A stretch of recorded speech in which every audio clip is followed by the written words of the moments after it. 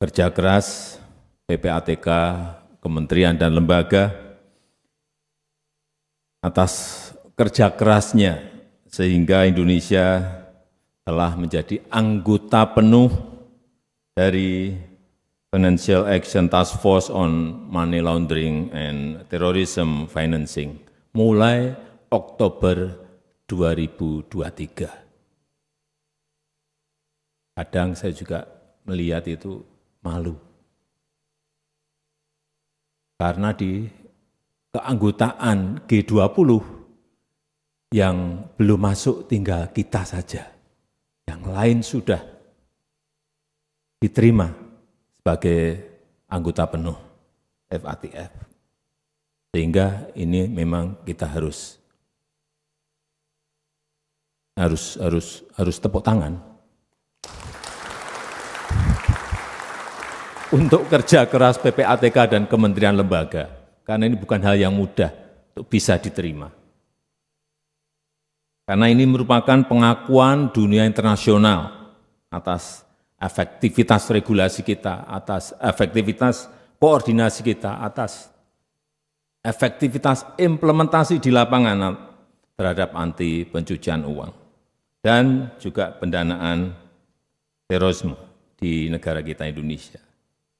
Saya berharap keanggotaan penuh ini menjadi momentum yang baik untuk terus menguatkan komitmen pencegahan dan pemberantasan TPPU sehingga kredibilitas ekonomi kita menjadi meningkat.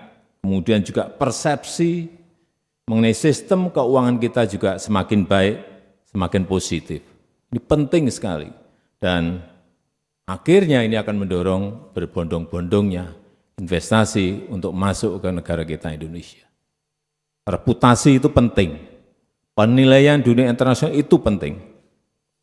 Hadirin yang saya hormati, penanganan TPPU harus komprehensif dilakukan.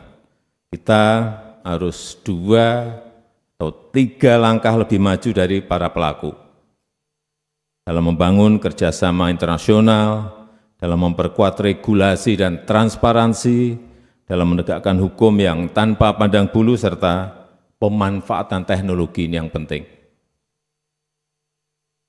Pola baru berbasis teknologi dalam TPPU perlu terus kita waspadai, seperti cryptocurrency, aset virtual, NFT, kemudian aktivitas lokal pasar, elektronik money, AI yang digunakan untuk otomasi transaksi dan lain-lain. Karena teknologi sekarang ini cepat sekali berubah. Bahkan data Crypto Crime Report menemukan ada indikasi pencucian uang melalui aset kripto ini sebesar 8,6 miliar US dollar di tahun 2022. Ini setara dengan 139 triliun rupiah. Secara global. Bukan besar, tapi sangat besar sekali. Ini artinya pelaku TPPU terus-menerus mencari cara-cara baru. Nah,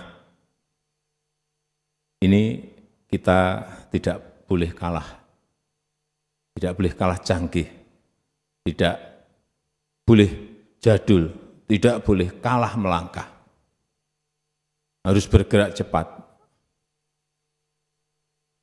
Harus di depan mereka. Kalau enggak ya kita akan ketinggalan terus. Dan selain TPPU, kita juga harus waspada terhadap ancaman pendanaan terorisme.